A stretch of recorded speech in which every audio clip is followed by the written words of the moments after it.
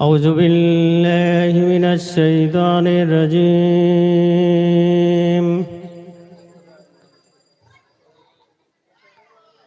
بسم الله الرحمن الرحيم.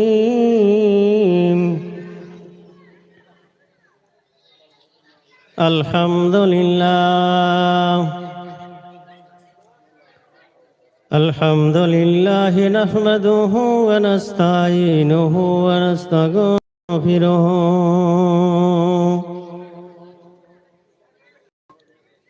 ونؤمن به ونتوكل عليه ونعوذ بالله من شرور أنفسنا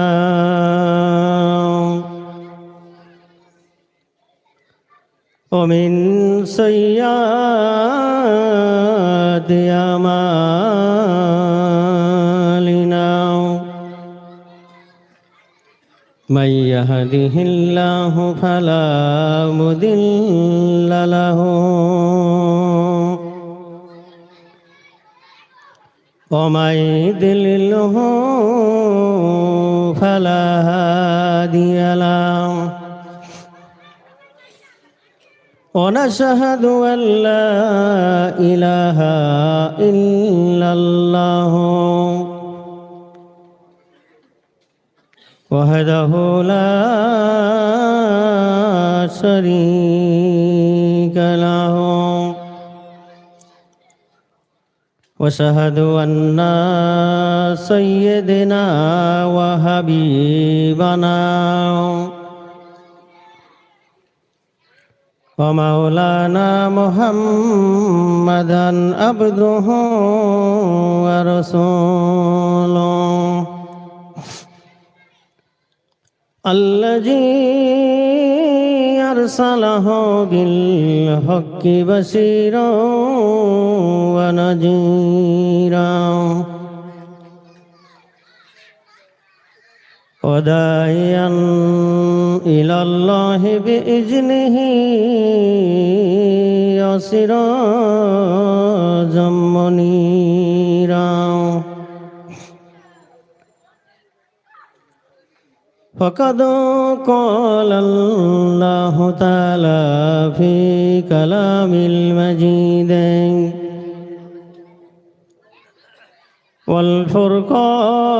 والفرقانه الحميد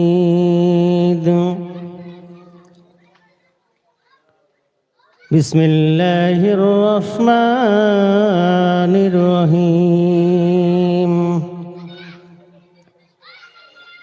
يا أيها الذين آمنوا اتقوا الله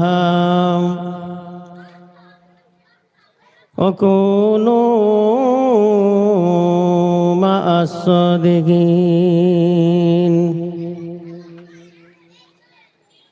وقال النبي صلى الله تعالى عليه وسلم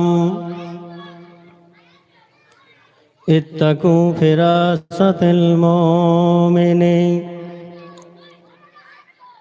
فإنه ينجر بالنور الله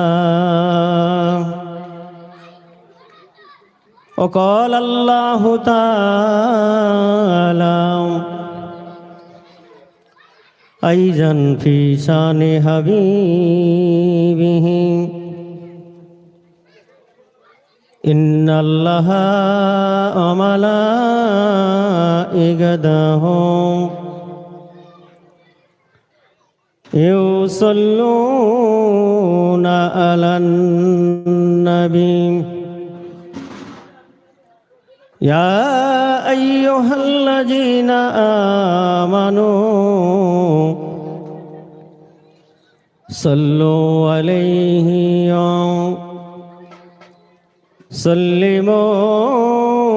وسلموا تسليما حقاني درشري اللهم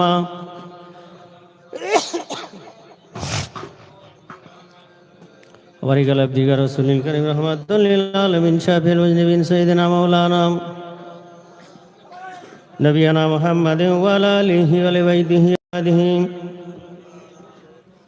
وذرياته أزواجه أصحابه أوليائه أمته أجمعين كما صليت وسلمت وباركت ورحمت على سيدنا إبراهيم على آل سيدنا إبراهيم إنك حميد مجيد ভালোবাসার জায়গা মদিনা ভালো লাগার জায়গা মদিনা সুবহানাল্লাহ বলবেন না ভালোবাসার জায়গা মদিনা ভালো লাগার জায়গা মদিনা এত সুন্দর জায়গা কোথাও দেখি না জোরে বলেন এত সুন্দর জায়গা কোথাও দেখি না সাজিয়েছেন দয়াল রব্বানা ভালোবাসার জায়গা মদিনা ভালো লাগার জায়গা মদিনা ভালোবাসার জায়গা মদিনা মদিনা শরীফে নূরের খাজিনা জোরে বলেন মদিনা শরীফে নূরের খাজিনা মদিনা শরীফে নূরের খাজিনা আশিক ছাড়া অন্য বোঝে না ভালোবাসার জায়গা মদিনা ভালো লাগার জায়গা মদিনা ভালোবাসার জায়গা মদিনা যতই দরুদ পড়ি তৃপ্তি মেটে না যতই দরুদ পড়ি তৃপ্তি মেটে না সুন্নতে অশান্তি থাকে না ভালোবাসার জায়গা মদিনা ভালো লাগার জায়গা মদিনা ভালোবাসার জায়গা মদিনা আমার জীবনে অনেক বেশি গোনা আমার জীবনে অনেক বেশি গোনা তাই হাবিবের কদম ছাড়ব না ভালোবাসার জায়গা মদিনা ভালো লাগার জায়গা মদিনা ভালোবাসার জায়গা মদিনা একদিন কবরে যাব কেউ তো যাবে না যাবে কেউ কি না কেউ যাবে না কি যাবে মুরব্বী বলছে যাবে কি যাবে তা বলবেন তো একদিন কবরে যাব কেউ সঙ্গে যাবে না কেন বন্ধন কোম্পানির ম্যানেজার যাবে না কি এলআইসি কোম্পানির ম্যানেজার লটারির টিকিট কাটা ওই যে রাধামণি বসে আছে সে যাবে না কি একদিন কবরে যাব কেউ তো যাবে না একদিন কবরে যাব কেউ তো যাবে না যাবে আমার শাহে মদিনা ভালোবাসার জায়গা মদিনা ভালো লাগার জায়গা মদিনা ভালোবাসার জায়গা মদিনা দরুদ শরীফ আল্লাহুম্মা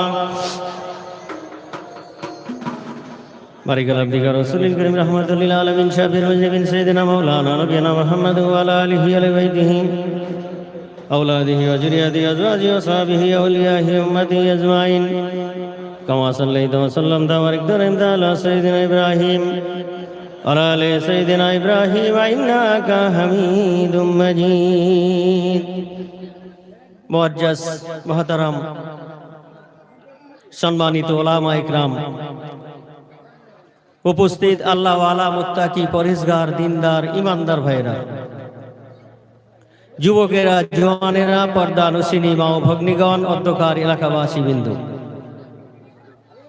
সবাইকে আরেকবার আমার মহব্বতপূর্ণ সালাম। আসসালামু আলাইকুম ওয়া রাহমাতুল্লাহি ওয়া বারাকাতুহু।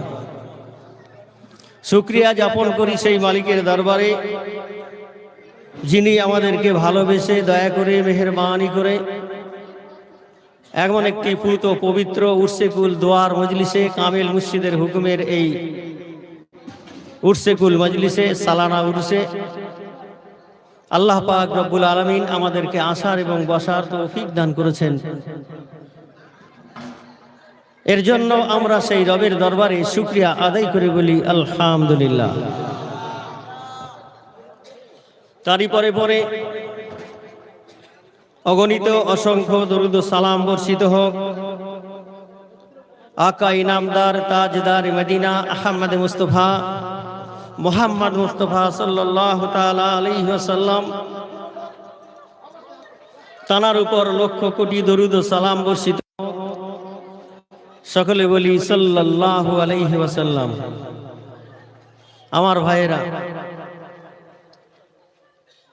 আজকে আমাদের জন্য আল্লাহ পাক রব্বুল ইজ্জত তার রহমতের দ্বার উন্মুক্ত করেছেন। সুবহানাল্লাহ কি বাড়িতে গিয়ে বলবেন নাকি? বান্দার জন্য আল্লাহ তাআলা তার রহমতের দরজা খুলে দিয়েছেন। রহমত ছাড়া বাঁচার কোনো রাস্তা আছে? নেই। সেটাকে আমার মুর্শিদ আর একটু আল্লাহর কাছে আরজি করলেন, আপিল করলেন, হে মালিক, তোমার রহমত তোমার বান্দাদের প্রতি যা আছে তুমি আর একটু রহমত বাড়িয়ে দাও। বলেছে না বলেনি? ইলাহি রহমত জিয়াদা কর কিয়ামত তক तमाम আলম পর। আর জোরে বলেন কেন? তিনি কি জানেন না রহমত ছাড়া বান্দার বাঁচার কোনো রাস্তা নেই? এই জন্য তিনি এত বড় সুফি, এমন একজন আল্লাহওয়ালা, তিনি তানার মুরিদদের জন্য সমিষ্টগত দোয়াটা করলে তো পারতেন, কিন্তু তিনি তা করেননি। যে তার পক্ষে দোয়া সেও পায়, যে তার বিপক্ষে সেও পায়, যে তার সঙ্গে শত্রুতা পোষণ করে সেও পায়, যে তার সঙ্গে বন্ধুত্ব করে সেও পায়। এ কথা ঠিক না ভুল? তিনি কত বড় সায়েন্টিস্ট সুফি! এই বর্তমান জামানায় মানুষের দোয়ার কোনো শেষ নাই, কিন্তু তিনি এমন একটা দোয়া করে গেলেন তামাম মাখলুকের জন্য, হে আল্লাহ, তোমার রহমত যা আছে তুমি আর একটু তাদের জন্য দাও।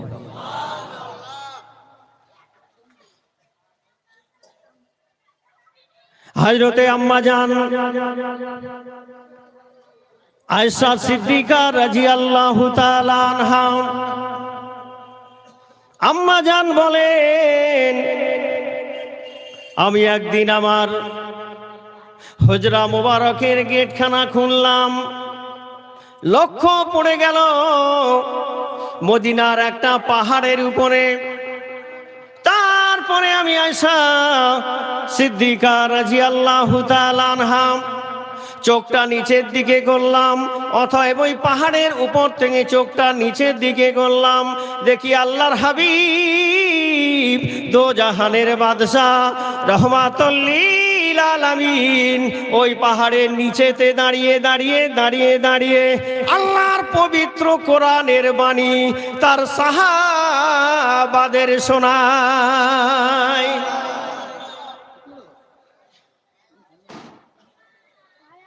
আম্মা জান লক্ষ্য করেন কোরআন তেলাওয়াত হচ্ছে।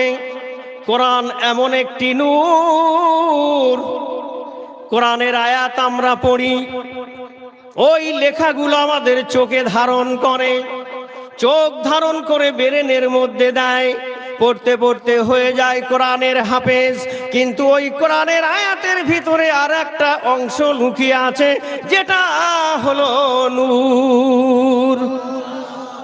আম্মা জান হযরতে আয়েশা সিদ্দিকা রাদিয়াল্লাহু তাআলা আনহা লক্ষ্য করেন, আল্লাহর নবীর উপরে কালাম নাজিল হলো, সেই রহমতের নবী কোরআন তেলাওয়াত করে, সেই রহমতের নবী কোরআন পড়ে সাহাবায়ে কেরামদেরকে শোনায়। সাহাবারা মন্ত্রমুগ্ধের মতো, কোনো দিকে তাদের খেয়াল নাই, এক মনে এক ধ্যানে দিলের কান দিয়ে আল্লাহ নবীর জবানের তেলাওয়াত শোনেন।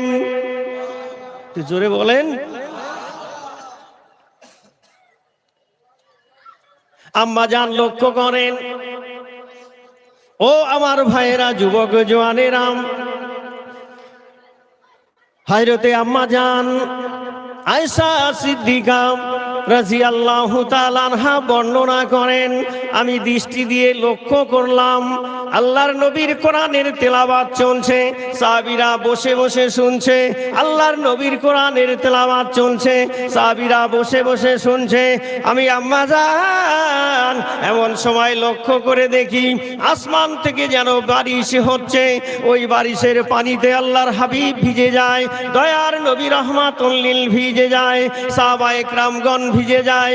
আম্মা জান বলেন, কোরআন তেলাওয়াত চলা অবস্থাতে আল্লাহর নবীর পাক জবান দিয়ে কোরআনের তেলাওয়াত হয়, এমন টাইমে আসমান থেকে বৃষ্টির বর্ষণ হয়।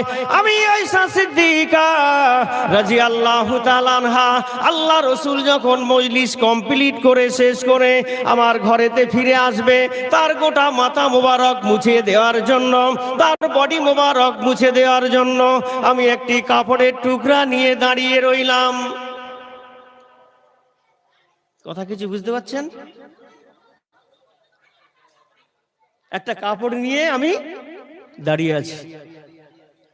আল্লাহর হাবিব দয়ার নবী আমার মজলিস সমাপ্তি করে ফিরে আসলেন। দরজার সামনে আসার সাথে সাথে দয়ার নবীর নজরটা পড়ে গেল আম্মা জান আয়েশা সিদ্দিকা রাদিয়াল্লাহু তাআলা আনহার হাতের দিকে। ডাক দিয়ে জিজ্ঞাসা করেন, বিবি আয়েশা রে, তোমার হাতের মধ্যে ওটা কি?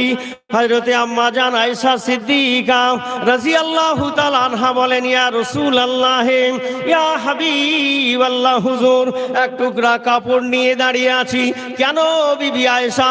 আম্মা জান বলেন, হুজুর আপনি যখন ওই মদিনার পাহাড়ের নিচেতে কোরআন পড়ে পড়ে শোনাচ্ছিলেন, আমি লক্ষ্য করলাম আসমান থেকে বৃষ্টি পড়ে পড়ে আপনার গোটা মাথা মোবারক বডিটা ভিজে গেল।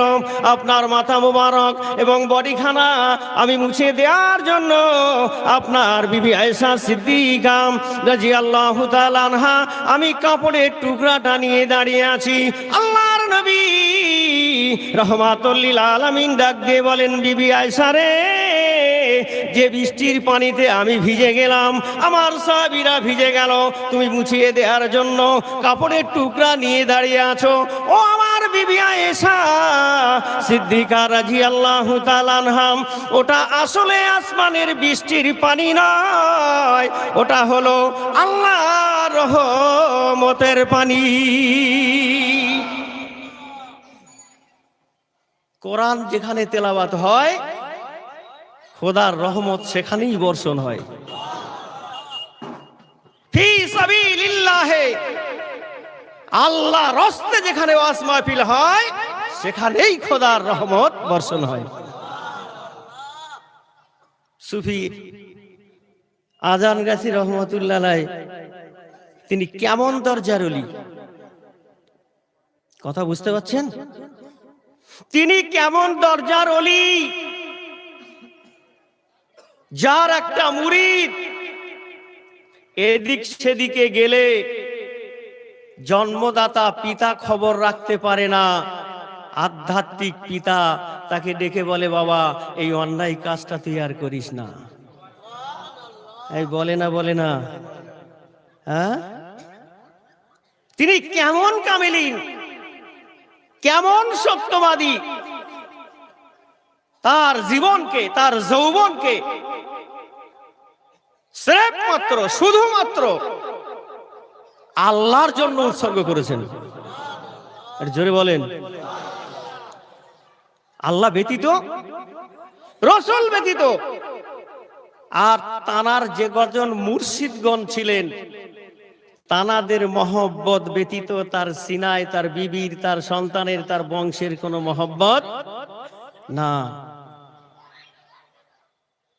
আল্লাহ যখন যে অবস্থায় আল্লাহ ওয়ালাদেরকে ডাকে, আল্লাহর অলিগণ, আল্লাহর মেহবুবগণ, সত্যবাদীগণ ওই মুহূর্তে তার ডাকে সাড়া দেন। আমরা পারি না? আমাদের সে পাওয়ার আছে। তবে এই পাওয়ার অর্জন করতে হলে বট বৃক্ষ যেমন মানুষকে ছায়া দান করে, এই ফিতনার জামানায় যদি আপনি আপনার ঈমান রক্ষা করতে চান, তাহলে এই ফিতনার জামানায় অবশ্যই একজন কামেল আল্লাহর ওলির সহবতের ছায়াতলে থাকা অবশ্যই দরকার। যদি না থাকেন, মৌলানা সাহেব বয়ান করছিলেন না, মুফতি সাহেব, শয়তানের ফিশারি ইমানদারের কাছে হলো শয়তানের, বলছিলেন তো এই কথা। তো এই ফিশারি মানে কি? ফিশারিতে কত মাছ চাষ হয়? ফিশারিতে কি ছোটখাটো হয় নাকি? শয়তানের ফ্যাক্টরিটা এরকম বিরাট মহল। এই মহল থেকে যদি আপনি এই বর্তমান সময়ে ফিতনার জামানায় যদি আপনার শয়তানের কুয়াশা, তার চক্রান্ত, তার ষড়যন্ত্র, তার যত রকমের শয়তানের খোয়াইশ, এগুলো থেকে যদি বাঁচতে চান, নিষ্কৃতি পেতে চান, মুক্তি পেতে চান, কায় মনে আল্লাহকে পেতে চান, তাহলে অবশ্যই কামেল অলির সহবতে যেতে হবে। আর কামেল অলির কাছে গিয়ে যখন আপনি আপনার জীবনকে ন্যস্ত করবেন, এ মুর্শিদ আমি আমার নয়, আমি আপনার, আপনি আল্লাহর, জোরে বলুন সুবহানাল্লাহ। ওই মুর্শিদ তখন কি করবে জানেন? লোহার তলোয়ার বের করবে না, হীরার তলোয়ার বের করবে না, স্বর্ণের তলোয়ার বের করবে না, কোন কামারের কাছ থেকে তলোয়ার বানিয়ে বের করবে না। মুর্শিদ তখন ওই মুরিদকে কিভাবে হেফাজতে রাখা যায়, শয়তানের কুচক্রান্ত থেকে বাঁচানো যায়, তিনি তখন ঈমানের তলোয়ার দিয়ে অপারেশন করে দেবেন। আর জোরে বলুন, কিসের তলোয়ার? যে তলোয়ার দিয়ে মাওলানা আজান গাছি রহমাতুল্লাহ রায় মুয়াজ্জিন কেবলা রহমাতুল্লাহ রায়কে অপারেশন করেছিলেন। সেই অপারেশনে তিনি এমন আল্লাহর ফিদা হয়ে গেলেন, এমন আল্লাহর মেহবুব হয়ে গেলেন, তাকে বিবাহ দেয়া হলো, বাসর রাতে বিবির কাছ থেকে পালিয়ে চলে যাচ্ছে। এই ঘটনা শুনেছেন না? মানুষ একটা মিস কল পেয়ে দৌড়ায়, কথা বলে না। মিস কল, তার নাম না জানে, তার বাপের নাম না, চোদ্দ পুরুষের ঠিকানা না, তাকে নিজের চোখে দেখেছে কালো না ফর্সা, সে ডোম না সামার না মুসি না মেথর, কিছুই দেখেনি, শুধু মিস কল পেয়েছে, ব্যাস। এই কথা কিছু বুঝে আসছে? আর এনাকে শরিয়াতের বিধি বিধান অনুযায়ী হিজাব কবুল করিয়ে নিকাহ দেয়া হলো। কেন? বিবির মহব্বতের থেকে মুর্শিদের মহব্বত তার বেশি। সেই টানে, সেই মুর্শিদের মহব্বতে তাকে খিচে, যেমন লোহা রেখে দিলে চম্বুকে ধারণ করে খিচে নেয়, মুর্শিদের কাছে ওরকম ম্যাগনেট আছে যে ম্যাগনেট দিয়ে তার মুরিদকে খিচে তার কাছে টেনে নিয়ে আসে। বুঝতে পারছেন ভাই? এরা হচ্ছে কামেল ওলি আল্লাহ।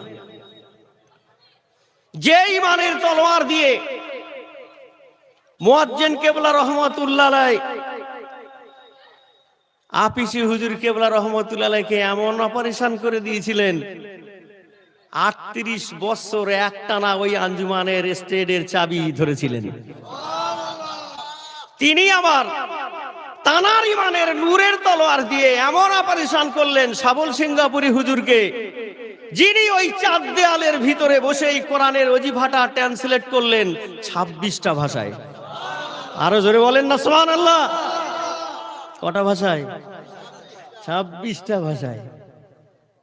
তাহলে তানারা কি হুজরা শরীফের ভিতরে শুধু খান আর ঘুমান নাকি, এটা মনে হয়? কখনো মুরিদের জন্য মোরাকাবাতে, কখনো মুরিদের জন্য মুশাহেদায়, কখনো মুরিদের জন্য সেজদাতে, কখনো মুরিদের জন্য রুকুতে, কখনো মুরিদের জন্য কিয়ামে দাঁড়িয়ে আল্লাহর ওলিগণ বলতে থাকেন, আল্লাহ খাওয়ার অভাব ছিল না, পড়ার অভাব ছিল না আল্লাহ, কিন্তু তুমি বড় দয়া করে মেহেরবানি করে এই কামেল মুর্শিদের দরবারের একজন আদনা গোলাম হিসেবে কবুল করেছো আল্লাহ।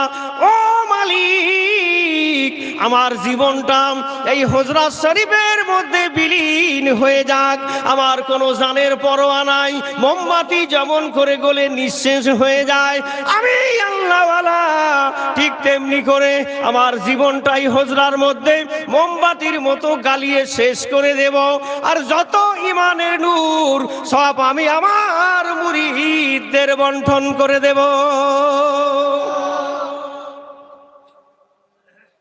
কোথায় পাবেন এরকম মুর্শিদ? কথা বুঝতে পারছেন কিছু ভাই? রাত দিন মজলিসে একটানা রেস্ট নেই, গলার অবস্থা বুঝতে পারছেন তো কিরকম? একটানা মজলিস চলছে, রেস্ট নেই। এ কাজ আমাদের মতো অযোগ্য নালায়েকের দ্বারাই করা সম্ভব নয়। ফাটা ঢোল যেমন, তার ভিতরে কোনো যন্ত্রপাতি নাই, কিছুই নাই, কিন্তু বাজানেওয়ালা একজন থাকে, তার বাজানোর কারুকার্য যেমন হয়, বাজনার তাল ওঠে। এই ওয়াজিনরা যখন এখানে দাঁড়ায়, মুর্শিদ ওখান থেকে নেক নজর দিয়ে মুরিদদের মুখ দিয়ে ব্যাখ্যা করায়।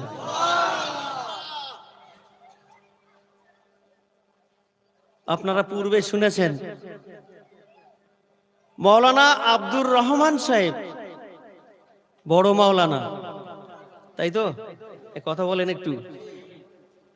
তিনি হজ পাকে যাবেন, সাবল সিঙ্গাপুরি হুজুর কেবলা রহমাতুল্লাহর কাছে ইজাজত নিলেন, হুজুর পারমিশন দিলেন। দেওয়ার পরেতে বলছেন, মাওলানা সাহেব ফ্লাইট কবে গো? হুজুর কেবলা কেমন কথা বলতেন?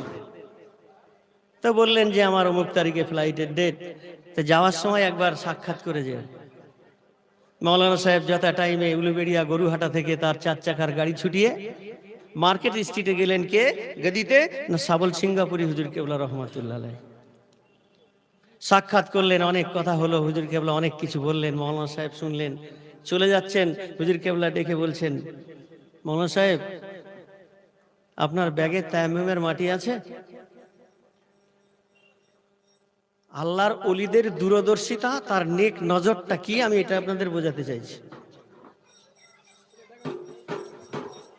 হুজুর কেবলা রহমাতুল্লাহ ডেকে বললেন, মাওলানা সাহেব আপনার ব্যাগে কি তায়াম্মুমের মাটি আছে? মাওলানা সাহেব বললেন, হুজুর আমার 16 থেকে 17 ঘন্টা ওযু থাকে। কত ঘন্টা? 16-17 ঘন্টা।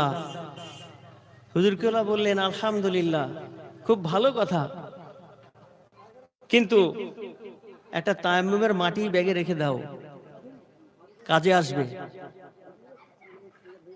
হুজুর কেবলা নিজে হাতে করে তায়াম্মুমের মাটিটা দিলেন। মাওলানা সাহেব ব্যাগে নিয়ে আবার 4 চাকা ছুটিয়ে চলে গেল দমদম এয়ারপোর্ট। দমদম এয়ারপোর্টে যাওয়ার পর প্লেনে চাপলেন, সাঁ করে উপরে উড়ে গেল। যে টাইমে প্লেনটা ছেড়েছিল, ওই প্লেনটা কিছু সময় যাওয়ার পর প্লেন থেকে এলান হচ্ছে, হাজী সাহেবগণ প্লেনে পানি নাই, আসরের নামাজ জেদ্দায় নামতে বহুত সময় লাগবে, আপনারা আসরের নামাজটা পড়ে নেন। যেই এই এলানটা হয়েছে, একটা প্লেনে যদি কম করেও ধরি, আরবের প্লেনগুলো সব থেকে বড় বড় হয়, আমি ধরলাম 500 যাত্রী আছে। এই 500 যাত্রীর ভেতরে কয়েকজন ব্যতীত আর মাওলানা আব্দুর রহমান সাহেব ব্যতীত বাকি লোক কাঁদতে শুরু করলো। কি ব্যাপার, কাঁদো কেন গো সবাই? আল্লাহর হুকুম পালন করার জন্য আদেশ হয়েছে, তো না কাঁদো কেন? বলছে আমরা তো এই জন্য কাঁদি, আমাদের কারো ওযু নাই, পানি নাই, কি করে ওযু করব? সুবহানাল্লাহ বলেন। কামেল মুর্শিদের নেক নজর দেখেন। ওই 500 যাত্রী তো সব মাওলানা আজানগাছি রহমাতুল্লাহ আলাইহির মুরিদ ছিল না, বিভিন্ন তরিকা মাযহাবের মানুষ ছিল। তিনি তো তার মুরিদটাকে রক্ষা করার চেষ্টা করছেন, কিন্তু আল্লাহ বলেন না কু আনফুসাকুম আহলিকুম নার, বাঁচাতে হবে তোমার আহালদেরকে। জোরে বলুন, তোমার আহালদের বাঁচাতে হবে আর তোমার নিজেকেও বাঁচতে হবে। আব্দুর রহমান সাহেব তখন মনে মনে চিন্তা করছে, আল্লাহ আমার মুর্শিদ তিনি যে রওশন জমিন, এটা তার জ্বলন্ত নজির। জোরে বলুন সুবহানাল্লাহ। তিনি যে রওশন জমিন, এটা তার জ্বলন্ত নজির। তিনি দেখছেন যে এই কাণ্ডটা প্লেনের মধ্যে ঘটবে। ও মাওলানা, তোমার 16 ঘন্টা ওযু আছে, কিন্তু তাদের থাকবে না, তুমি তায়াম্মুমের মাটিটা নিয়ে যাও। সুবহানাল্লাহ বলেন। আব্দুর রহমান সাহেব তখন বলছে, ভাই সকল, হাজী সাহেব, হাজী সাহেবানগণ, আপনারা কাঁদবেন না, কাঁদবেন না, পানি নাই তো কি হয়েছে? আমার কামেল মুর্শিদ আমাকে একটা তায়াম্মুমের মাটি দিয়েছে। এর 3টা ফরজ, এইটা 3টা ফরজকে আপনি আদায় করেন, আপনার নামাজ কাজা হবে না। যদি কেবলা ঠিক থাকে তো আলহামদুলিল্লাহ, যদি কেবলা ঠিক না থাকে তাহলে এই নামাজটা পরে দূরে নেবেন। 2,88,000 লক্ষ বছরের দোজখ থেকে আমার মুর্শিদ বাঁচিয়ে দিলেন। তাহলে কামেল ওলি আল্লাহ কাকে বলে? কেন মানুষ যাবে সেই ওলি আল্লাহর কাছে? কি পেয়েছে সেখানে গিয়ে? অনেক টাকার মালিক, অনেক গাড়ির মালিক, অনেক বাড়ির মালিক না। যদি কেউ প্রকৃত ইমানদার হতে চায়, ইমানের দৌলত যদি পেতে চায়, আল্লাহর সঙ্গে স্পেশালিটি সম্পর্ক যদি কেউ তৈরি করতে চায়, সেই মদিনার কামলিওয়ালার সাথে যদি কেউ স্পেশালিটি সম্পর্ক তৈরি করতে চায়, তাহলে সেই নবীর ওয়ারিসের কাছে যেতে হবে, তার আদেশ মানতে হবে, তার হুকুম পালন করতে হবে। কি ভাই, হবে না? হবে না? তানার হুকুম কি, আদেশ কি? বিনা কাজায় 5 ওয়াক্ত নামাজ। তিনি কেন বললেন যে এই 5 ওয়াক্ত নামাজ যদি মানুষ কায়েম করে, আদায় করে, আল্লাহর সঙ্গে স্পেশাল তার একটা সম্পর্ক থাকবে। আমি নামাজ পড়ব না, বিপদ এসেছে, মুসিবত এসেছে, সারা সপ্তাহ খবর নাই, বিবি হসপিটালের বেডে, ছেলে হসপিটালের বেডে, জুম্মার দিনে গিয়ে ইমাম সাহেবের পেছনে বসে 200 টাকা হাতে দিয়ে বলছে, হুজুর আমার বিবির শরীর খারাপ, আমার সন্তান হসপিটালের বেডে, আমার মায়ের শরীর খারাপ, হুজুর একটু খাস করে দোয়া করবেন। আর আল্লাহ পাক রব্বুল আলামিন কি বলেন? আল্লাহ পাক রব্বুল আলামিন বলেন, তোমার বডি ভালো আছে, তুমি ইমাম সাহেবকে 200 টাকা দিয়ে দোয়া চাচ্ছ, ঠিক আছে, কিন্তু ও দোয়াটার থেকে তো তোমার নিজের দোয়াটা আগে কবুল হতো। জোরে বলুন। ওই দোয়ার আগে তো তোমার দোয়াটা কবুল হতো, কিন্তু তোমার মোবাইল ভালো, ব্যাটারি ফুল চার্জ, টাওয়ারও আছে, কিন্তু তোমার তো ব্যালেন্স নেই। কি ব্যালেন্স? কল করছে, নামাজ জুম্মার পড়ে হাত তুলেছে, আল্লাহ আমার বিবির শরীর খারাপ, বাঁচাও আল্লাহ, আল্লাহ তুমি রক্ষা করো, আল্লাহ তুমি রহমানুর রহিম, গফুরুর রহিম, যা মনে আসছে বলে যাচ্ছে। আর ওখান থেকে সংকেত কি আসছে? তুই তো করছিস দোয়া, কিন্তু তো কবুল হবে না। কেন? মোবাইলে কল যেমন করলে রিচার্জ না থাকলে উত্তর কি আসে? যথেষ্ট পরিমাণে ব্যালেন্স না থাকার কারণে যোগাযোগ দেওয়া সম্ভব হচ্ছে না।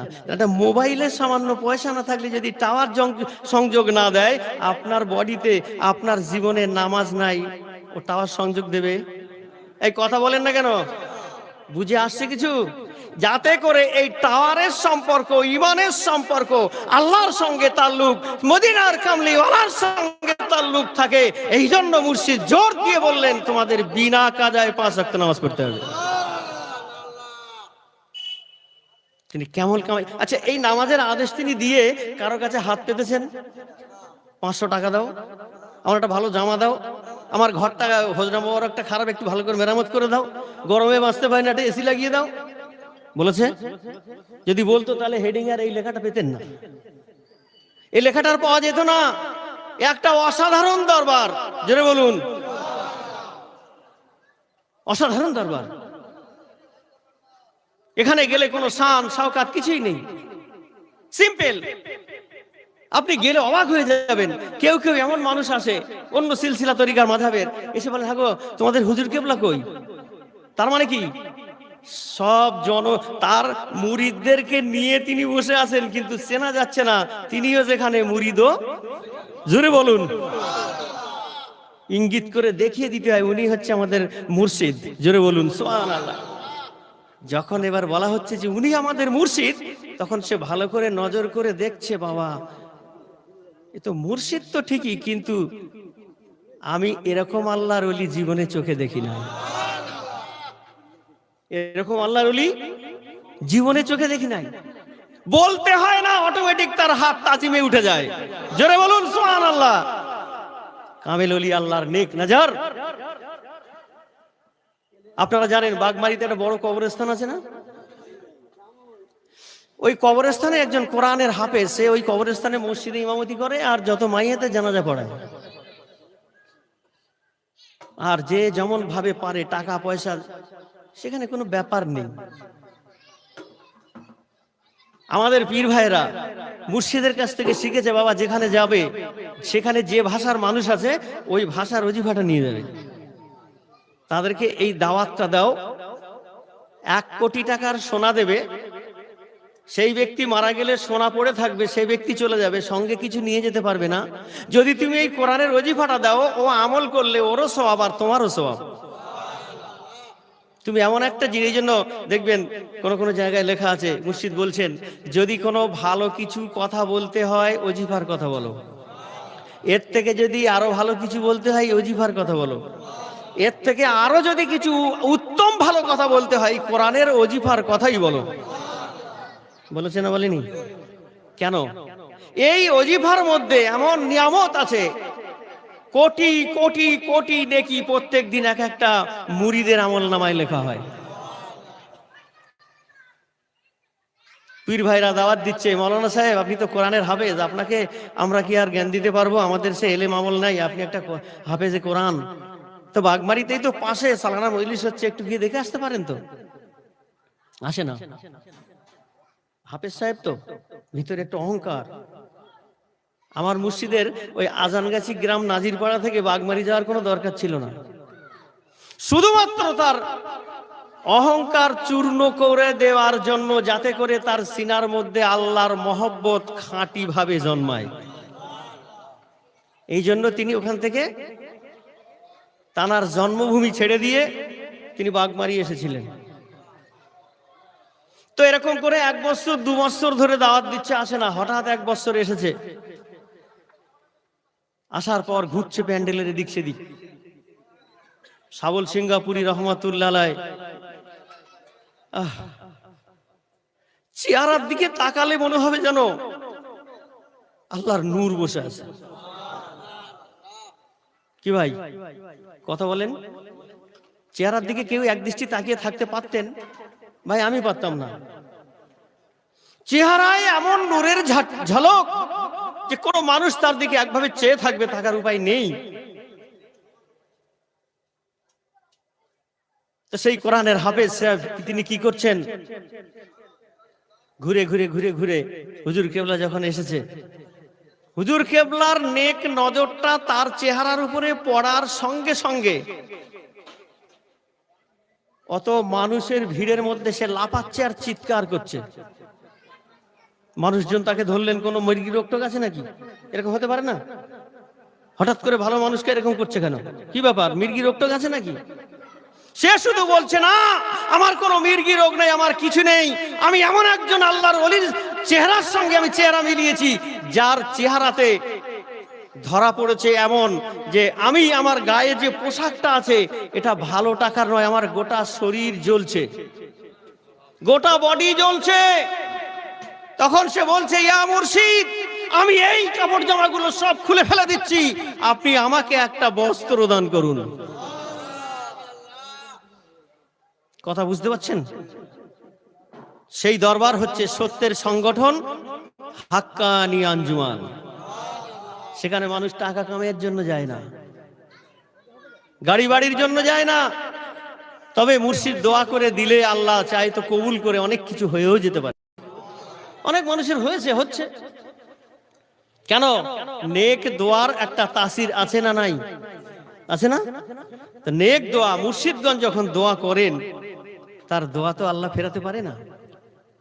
এই জন্য আমার ভাইয়েরা, সুফি আজানগাছি রহমাতুল্লাহর আহ্বান হচ্ছে, বিনা কাজায় 5 ওয়াক্ত নামাজকে যদি তোমরা আদায় করো,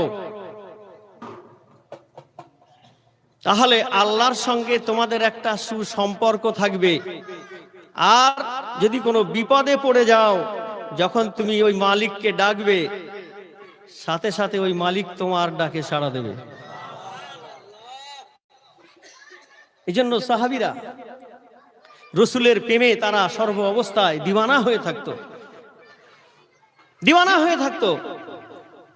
হযরত মুসাব রাদিয়াল্লাহু তাআলা আনহু, তার পিতার অগাধ ধন সম্পদের মালিক, কিন্তু সে দূর থেকে নবীকে ভালোবেসে ফেললেন।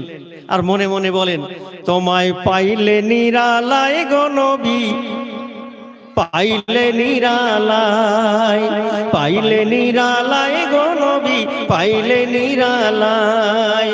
দোগালেতে চুমা দিতাম, চরণ ধুলি মাখতাম গায়, পাইলে নিরালায় গো নবী, পাইলে নিরালায়, পাইলে নিরালায় গো নবী, পাইলে নিরালায়।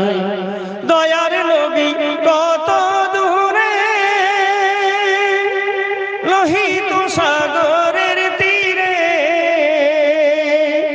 মদিনার ওই রওজা পাকে আছেন তিনি সর্বদাই।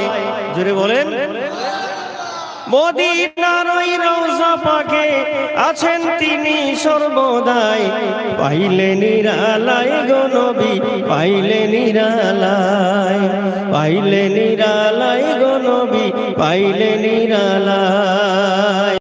ও আমার ভাইরা, যুবক জওয়ানেরা, হযরত মুসাব রাদিয়াল্লাহু তাআলা আনহু, তার পিতার এত সম্পদ, টাকা পয়সা, কোনো অভাব নাই, অভাব নাই। কিন্তু ওই মুসাব রাদিয়াল্লাহু তাআলা আনহু বলেন, একদিন আল্লাহ রাসূল যখন দ্বীনের দাওয়াত দেন, আমি শুনলাম এই ব্যক্তি তো কোনো খারাপ কথা বলেন না। আমি তার প্রেমে পাগল হয়ে গেলাম, তার প্রেমে দিওয়ানা হয়ে গেলাম। কিন্তু আমার দাদা, আমার পরদাদা, আমার পিতা, আমার বংশের মানুষ, আমার মা, আমার বংশের সমস্ত মানুষ আল্লাহর নবীর দুশমন। কিন্তু আমি হযরতে মুসাব রাদিয়াল্লাহু তাআলা আনহু, আমি যে নবীকে বড় ভালোবাসি, নবীকে প্যার করি, কিন্তু এই কথা বলবো কেমন করে? আব্বার কাছে যদি বলি, আব্বা আমাকে তিরস্কার দেবে, দাদুর কাছে যদি বলি, আমাকে আশ্রয় দেবে না। তো আমি চিন্তা করলাম, হযরতে মুসাব রাদিয়াল্লাহু তাআলা আনহু বলেন, আমি চিন্তা করে দেখলাম মায়ের থেকে আপন এই পৃথিবীর জমিনে আর কেউ নাই। পিতাকে বললে ঠুকরে দিতে পারে, দাদুকে বললে তাড়িয়ে দিতে পারে, গ্রামবাসীকে বললে সরিয়ে দিতে পারে, কিন্তু মা এমন তো একজন হয় যে মায়ের কাছে শেয়ার করা যায়। অন্যায় করলেও সন্তান মা তাড়িয়ে দিতে পারে না। সেই মায়ের কাছে গিয়ে বলছে, আম্মু জান। মা বলছে, কি হয়েছে বাবা মুসাব, কি হয়েছে বলো?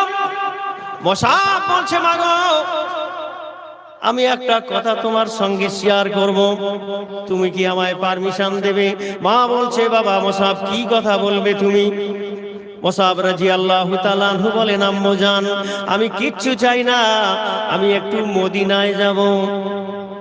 সুবহানাল্লাহ বলে না? কোথায় যাবে? মদিনায় যাব। এই মদিনার কথা শোনাটার সঙ্গে সঙ্গে মুসাবের মায়ের মাথায় যেন আসমান ভেঙে পড়ার মতো হলো।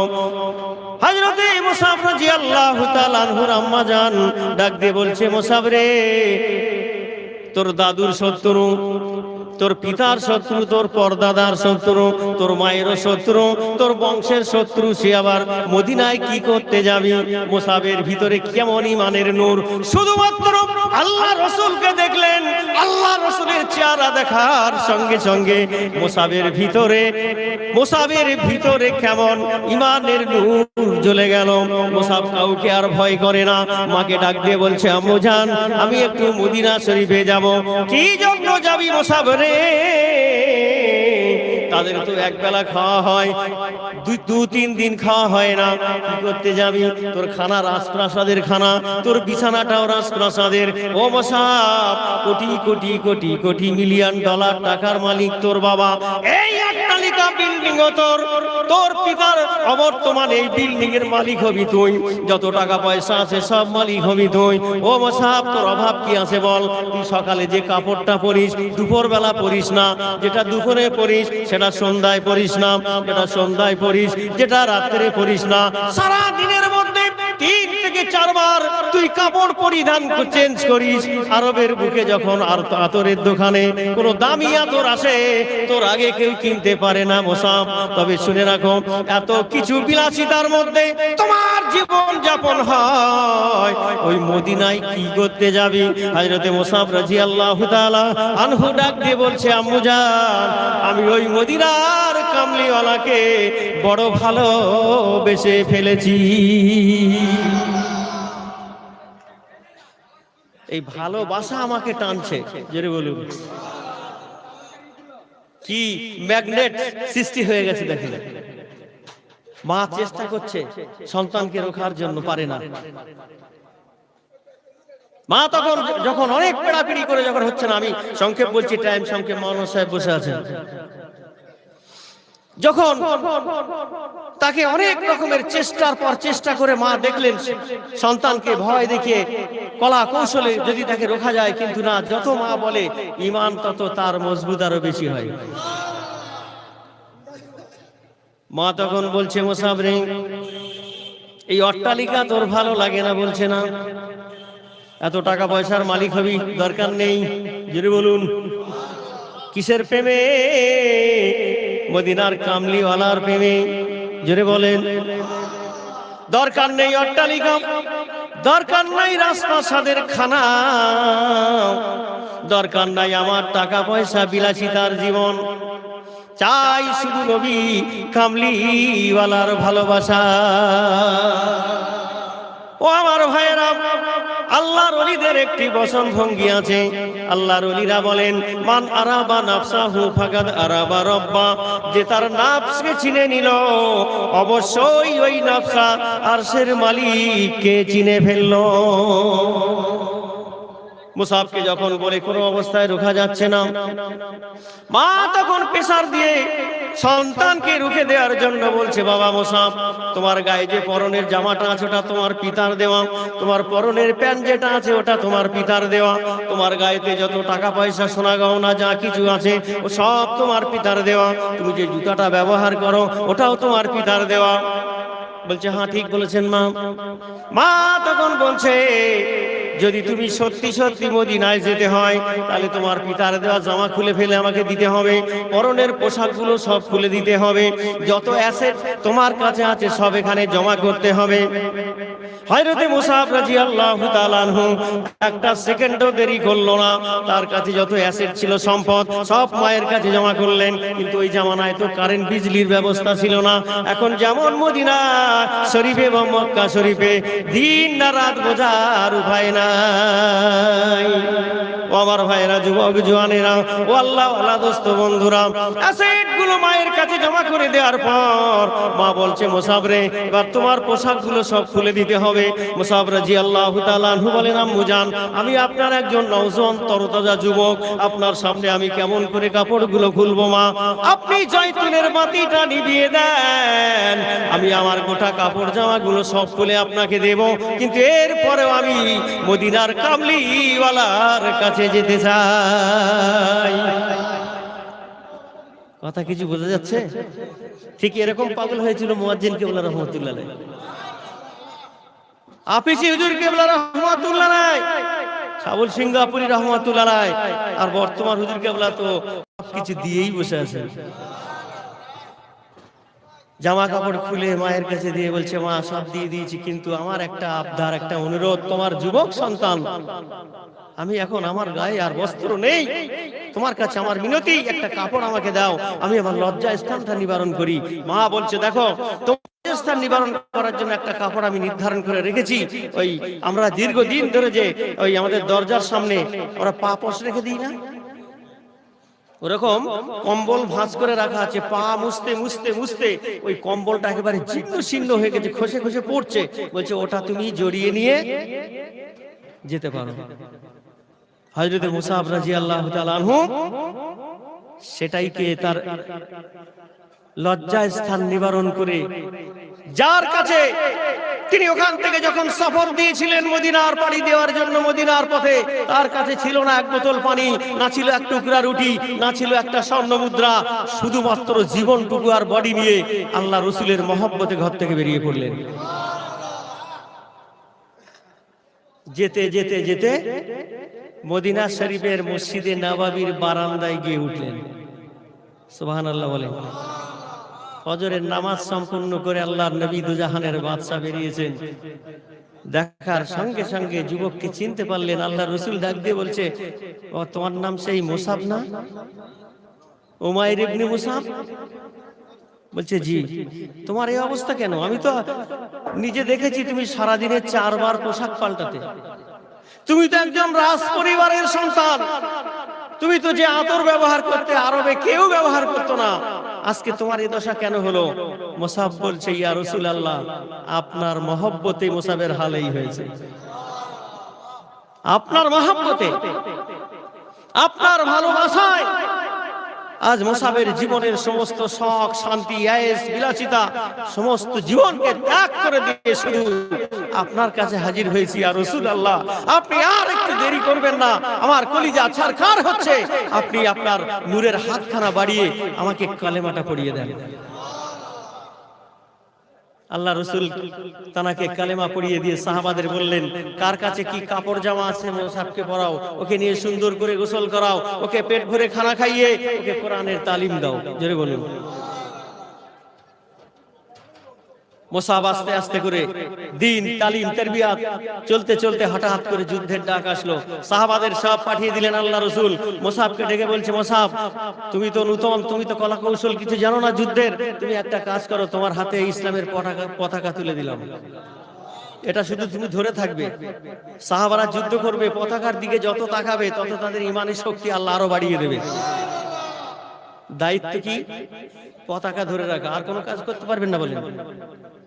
আমরা দেখেছি পুশিদা হুজুর কেবলার সময় একটা ফ্যান ঘুরে যাচ্ছে, কেউ নেই, আপনার বন্ধ করার রাইট ছিল না। কি ভাই, ভুল বলছি? আদেশ যার আছে ওই বন্ধ করার, সেই করবে। আপনি একটা লাইটের সুইচ দিতে পারবেন না, অন্ধকার হোক আর যাই হোক, এটা হুকুম। আর এখন কি হচ্ছে? কথা বলে না, হুকুম চলছে তো ঠিক, মানা হচ্ছে তো। এরপরে আমার ভাই আছেন, সুন্দর করে আরো আপনাদেরকে বলবেন। এখন তো যে যার মতো চলছে, কোনো পরোয়া নেই, কিছু মনেই করে না যে কি হচ্ছে। আমরা দেখি আর অবাক হয়ে ঘামুশ হয়ে থাকি। কি বলবো, আমরাও কনফিউজের মধ্যে পড়ে আছি। আমার ভাইয়েরা, হযরত মুসাব রাদিয়াল্লাহু তাআলা আনহুকে বললেন, তুমি শুধু পতাকা ধরে থাকবে।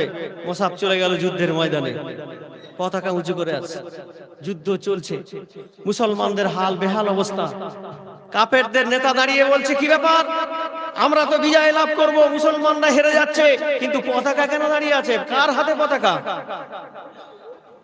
যত কুফফারের কুরাইশের নেতা বলছে পতাকা কার হাতে, যতটা উঁচু ছিল, মুসাব তখন এই আওয়াজটা কানে পেয়ে পায়ের আশেপাশে যে কটা পাথরের নুড়ি ছিল, পতাকা ধরে পা দিয়ে টেনে টেনে জমা করে তার উপরে উঠে আরো উঁচু করে ধরছে। আর জোরে বলুন, এ পাওয়ারটা কিসের? টাকা কামাই করার? এ কিসের পাওয়ার? এটা এটা ঈমানের পাওয়ার। পাথরগুলো এক জায়গায় করে করে যত তারা বলছে পতাকা কার হাতে, এ তত পতাকা উঁচু করে ধরছে। কুফারে কুরাইশের নেতা বলছে হবে না, এত বড় জেদি মানুষ, একটা কাজ করো, ওর হাত নামিয়ে দাও। কুরাইশের নেতাদের আদেশ শুনে তার দল বলে বলছে ওখানে যাবো কিভাবে, যাওয়ার তো রাস্তা নেই, ও যে জায়গায় পতাকা ধরে দাঁড়িয়ে আছে যাবো কিভাবে? বলছে যাওয়ার রাস্তা যদি না থাকে খাম থেকে তলোয়ার বের করে ছুঁড়ে মারো। তলোয়ার খুলে ছুড়লেন, তলোয়ার ভোল খেতে খেতে গিয়ে এমন স্পিড হযরত মুসাব রাদিয়াল্লাহু তাআলা আনহুর ডান হাতে পড়ে হাতখানা কেটে ঝুলছে, পতাকা পড়ার আগেই বাঁ হাতে ধরে তুলছে। আরো জোরে বলেন না সুবহানাল্লাহ। একটা হাত নেমে গেছে আর পতাকা দাঁড়িয়ে থাকার কথা, বাঁ হাতে ধরে আছে, বলছে ও হাতে মারো, এই হাতটা ঝুলে গেল, এবার পতাকা বলেন বলেন তাড়াতাড়ি বলেন, সময় শেষ, শেষ হয়ে পড়ে যাবে তো নাকি? হাত যখন বাঁ হাত কেটে গেছে, পতাকা জমিনে পড়বে, হাত কেটে গেছে, সাহাবীর পরোয়া নেই। দ্বীনের জন্য, আল্লাহ তার রাসূলের দ্বীন কায়েমের জন্য তারা জীবনটা এভাবেই দিয়েছিল যে আমার হাত অঙ্গ চলে যাক কিন্তু ইসলামের ঝান্ডা দাঁড়িয়ে থাক।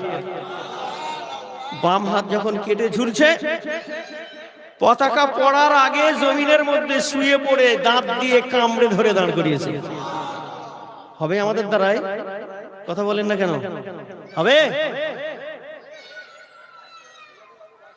যখন দুটো হাত কাটা, দাঁত দিয়ে কামড়িয়ে বাজু লাগিয়ে কানের পাশ দিয়ে ধরে পতাকা দাঁড় করিয়েছে, বলছে তীর চালাও, বল্লভ চালাও। তীর বল্লভ চালিয়ে তার গোটা বডিটা চালনের মতো করে ছাঁদা করে দিলেন। একটা টাইম আসলো, ইন্না লিল্লাহি ওয়া ইন্না ইলাইহি রাজিউন, তিনি জমিনের মধ্যে ঢলে পড়লেন। যুদ্ধ সমাপ্তি, আমি সংক্ষেপ বলছি, যুদ্ধ সমাপ্তি হয়ে গেল। আল্লাহ রাসূল বলছেন আমার যে সমস্ত সাহাবীরা শহীদ বরণ করেছে সব এক জায়গায় করো। সবকে পাওয়া গেল, হযরত মুসাবকে পাওয়া যাচ্ছে না। অনেক খুঁজতে খুঁজতে খুঁজতে দেখলেন ওইখানেই পড়ে আছে, কিন্তু তারা গিয়ে আশ্চর্য হলেন যে ইসলামের পতাকাটা ইন্তেকাল করার পরেও দাঁত দিয়ে কামড়ে তখনও তুলে রেখেছে। কথা বুঝতে পেরেছেন? দ্বীনের জন্য যারা এভাবে জীবনকে উৎসর্গ করে দেয় আল্লাহর দ্বীন কায়েমের জন্য, আজ সুফিয়ান গাজী রাহমাতুল্লাহ আলাইহি এই দ্বীনটাকে জিন্দা রাখার জন্য তার জীবন যৌবন উৎসর্গ করে আজ বাগমারি নূরের বাগান বসেছে। তার মেহনতের ফল কামাই আমরা খাচ্ছি, কিন্তু তার স্বাদ বুঝতে পারছি না, স্বাদ পাচ্ছি না। স্বাদ যদি না পান তাহলে কিছুই তো হবে না। আর এই স্বাদ যদি পেতে চান, হালাল রুজি খাবেন, স্বাদ বুঝতে পারবেন। তাকওয়া অর্জন করবেন, স্বাদ বুঝতে পারবেন। কোরআনের ওজিফা পড়বেন, স্বাদ বুঝতে পারবেন। 5 ওয়াক্ত নামাজ প্রতিষ্ঠা করবেন, স্বাদ বুঝতে পারবেন। মুর্শিদের প্রতিটা কথা পঙ্খুনুভাবে যদি পালন করতে পারেন, আল্লাহ যদি চায় আল্লাহর ওলিও বানিয়ে দিতে পারেন। আমার ভাইরা, এই পর্যন্ত আমার কালামাই মুক্তাসার করলাম, আর দীর্ঘায়িত করতে পারবো না। আল্লাহ আমাদের সবাইকে শোনার থেকে বলার থেকে বেশি বেশি করে যেন আমল করার তৌফিক দান করেন। ওকুনু মা সাদিকিন, এই সত্যবাদীর সঙ্গে থাকলে, যারা সত্যবাদীর সঙ্গে ছিল আল্লাহ তাদের বড় বড় বিরাট বিরাট দরজা, আল্লাহ তাদের আলা মাকাম দান করেছে। বলুন সুবহানাল্লাহ। আল্লাহ আমাদের ফরিয়াদ তোমার কাছে, এই আল্লাহ ওয়ালার সহবতে যেন আমরা থাকতে পারি। বলুন আল্লাহুম্মা রাব্বানা আমিন। अपना रंग दिखा जाती है सोहबते अल्लाह वालों की, अल्लाह से मिलवा जाती है सोहबते अल्लाह वालों की। अपना रंग दिखा जाती है सोहबते अल्लाह वालों की, अल्लाह से मिलवा जाती है सोहबते अल्लाह वालों की, सोहबते अल्लाह वालों की। जुल्म सितम हो, कर्ब कम हो, या कोई रंग जो अलम, सारे ताल्लुक रब से जोड़ो, कर देखाओ नजर करम। तार से तार मिला जाती है। একটা তারে লাইট জ্বলে, কটা তার লাগে? কবি এটাই বলছেন, তার সে তার মিলা জাতি হ্যায় সোহবতে আল্লাহ ওয়ালো কি, সোহবতে আল্লাহ ওয়ালো কি। সুবহানাল্লাহ বলতে কষ্ট হচ্ছে। তার সে তার মিলা জাতি হ্যায়, বলির সহবতে গেলে নেগেটিভ আর পজিটিভের তার জুড়ে লাইট জ্বলে যায়। ইমানের লাইট তার সে তার মিলা জাতি হ্যায় সোহবতে আল্লাহ ওয়ালো কি, अल्लाह से मिलवा जाती है सोहबत अल्लाह वालों की। जुल्म सितम हो कर्द कम हो या कोई रंग जो अलम, सारे ताल्लुक रब से जोड़ो कर दिखाओ नजर करम। तार से तार मिला जाती है सोहबत अल्लाह वालों की, अल्लाह से मिलवा जाती है सोहबत अल्लाह वालों की। বলার মধ্যে ভাষার মধ্যে ভুল ত্রুটি আল্লাহর রাস্তে ক্ষমা করবেন। ওয়া আখিরি দাওয়ানা আলহামদুলিল্লাহি রাব্বিল আলামিন। হাক্কানি দুরুদ শরীফ আল্লাহুম্মা